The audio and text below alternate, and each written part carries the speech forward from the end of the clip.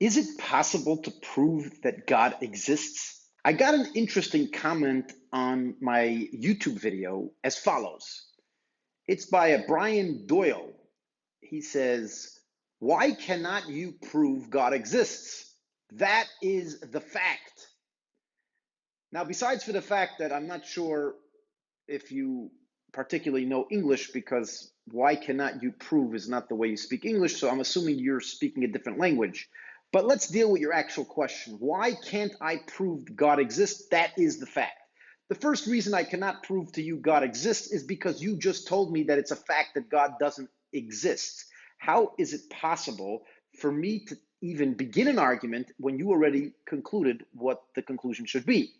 But if your mind is a little open and you're not shut like it sounds you are, or if you're not Brian Doyle and you want to understand a bit of depth to the question, continue on and we'll get to the answer. Hi there, this is Rabbi Shmuel Kopel. Ever since I was a young child, I was passionate about finding deeper meaning in life. I find it to be the key to motivation, productivity, and true happiness. I am an ordained rabbi with the Jewish faith. However, I am not here to tell you what to do, what to think, or what to believe. I simply want to suggest ideas that will stimulate your mind in thought.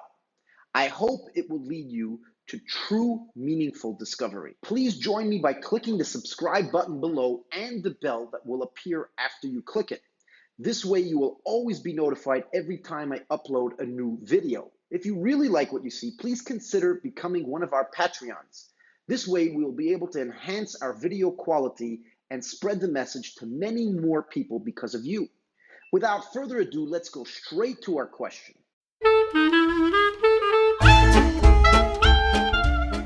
Okay, so could we prove God exists? There are two interesting things we need to do before we even begin the conversation. Number one, we need to understand what is proof. Number two is what is God. All right? Number one, what is proof? Could you prove anything? All right? Some people will say, yes, I can prove that I see a tree because I see a tree. But perhaps you're hallucinating. There are people who hallucinate and absolutely think that they're seeing something that is not there. How do you know you're not one of them? Okay, let's figure perhaps 1 plus 1 equals 2.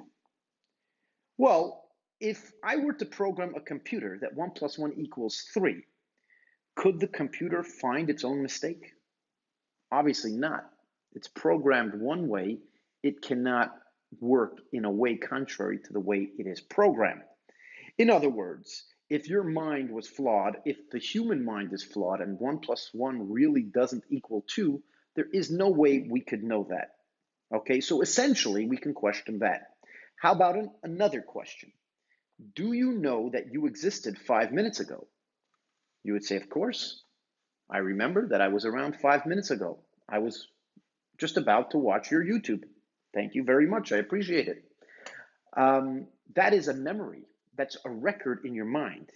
If you just started existing this particular moment and your mind just began, but it began with a pre-recorded memory, you wouldn't know that that was true because you are only limited to what you remember and therefore you think it's true when perhaps it's not.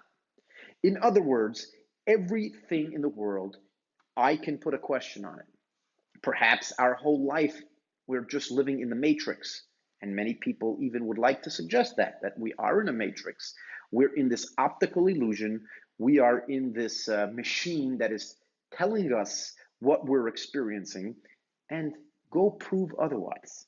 As a matter of fact, it is impossible to absolutely unequivocally prove otherwise, other than the fact that your experience is different.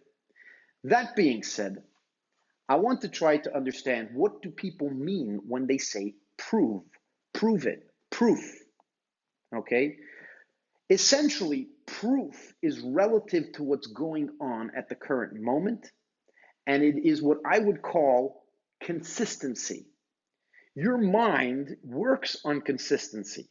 If the sun came up in the east yesterday and went down tomorrow, went down in the west, I'm going to automatically assume that the same thing is going to repeat itself. Okay, the sun is going to come up in the east and the west. Each time that experience repeats itself, I think, and I'm more confident, I would say, that it's going to repeat itself again. So as long as we remember throughout history, the sun rised in the east and set in the west.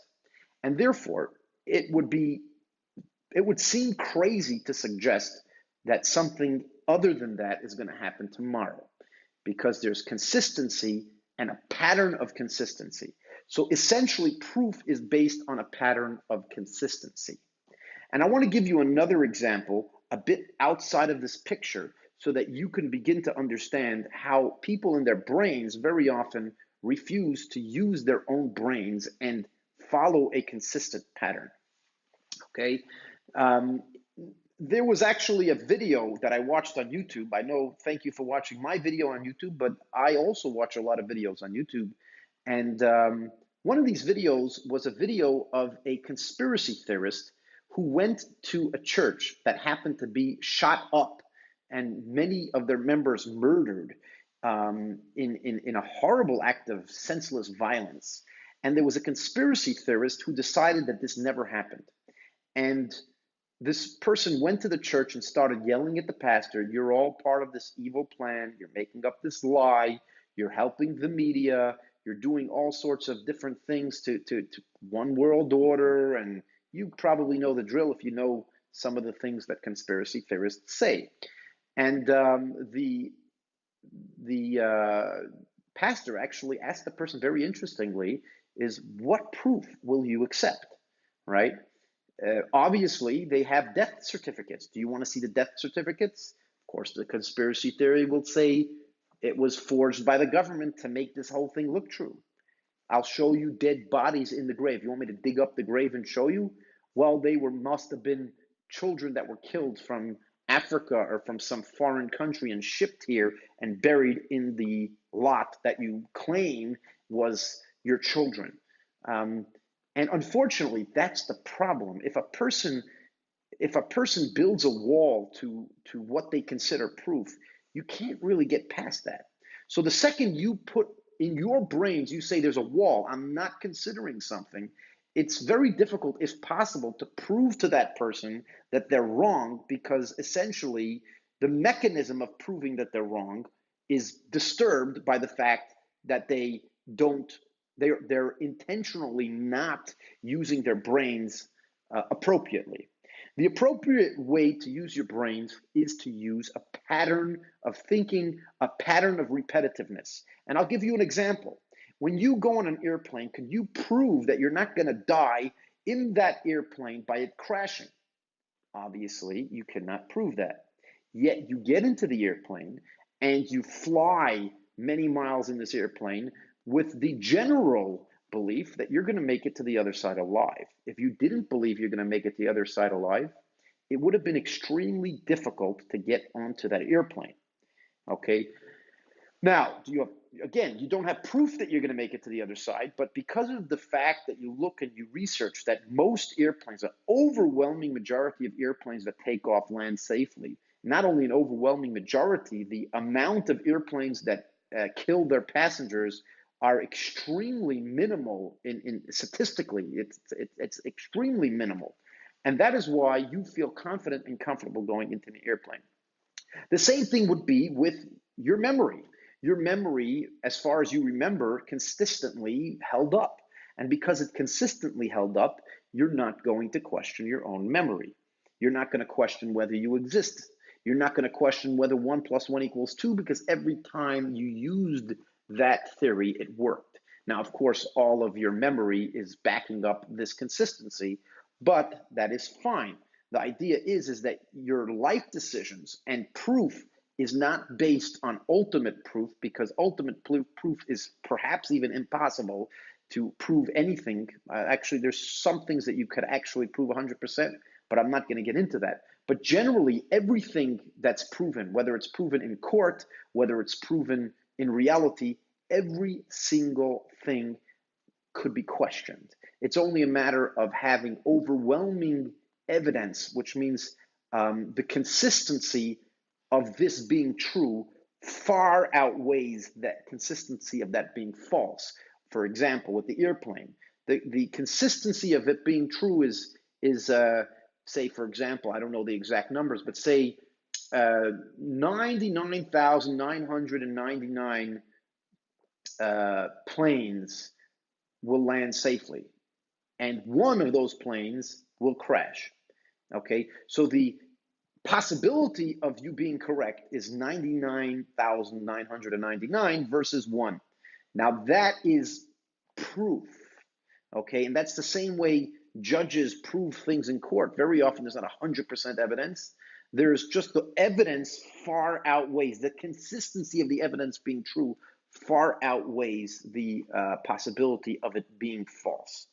Okay, that being said, we have to understand that that's the way people work, and that's the way when you want something proven, you have to realize and think in patterns. The second you say, I'm ignoring a pattern, you're ignoring your mind, and you're not being rational, you're not being logical. Now, that's part one. Now let's think about God. Could you prove God exists? Well, first of all, you have to understand, what is God?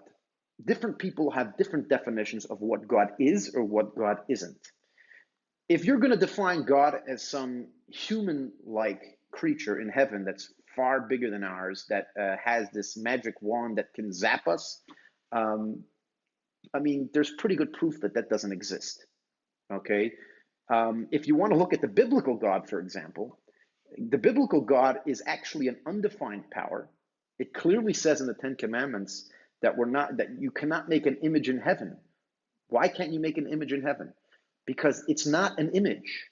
God doesn't have an image. There is no image. It is this power that is beyond the concept of image, and it's essentially speaking about an ultimate power that is the source of everything coming into existence. And of course, the fact that there's one unified power that brought things into existence is something that many scientific theories actually agree with. For example, the Big Bang Theory is essentially everything's coming from one single point. It explodes and everything comes out of that. So the concept of everything coming from one single source that cannot be defined because it is what created definition, that concept is actually very well documented opinion, scientific opinion of many people today.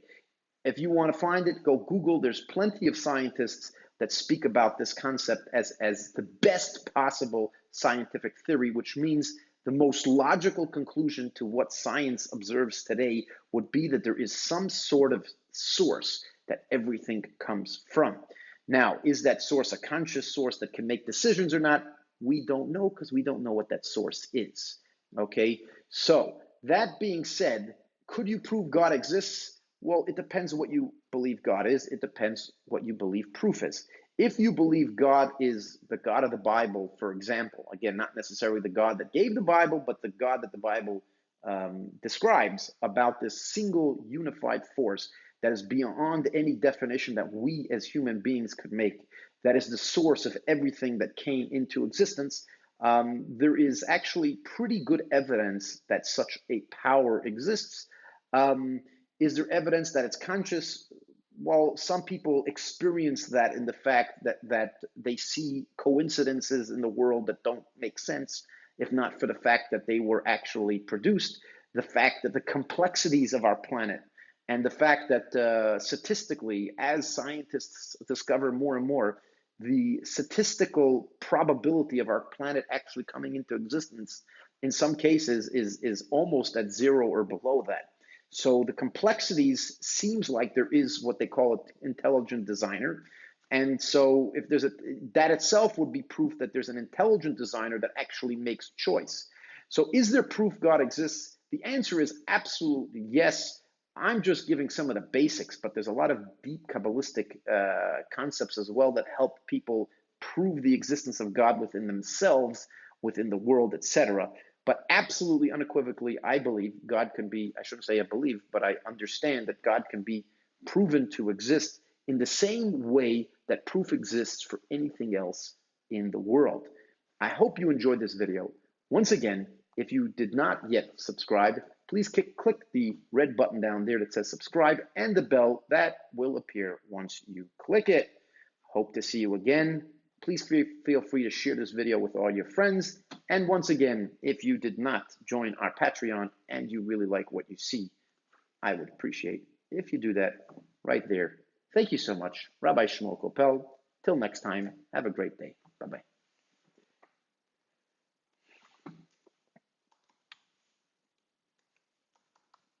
Bum, bum, bum, beam, bum, bum.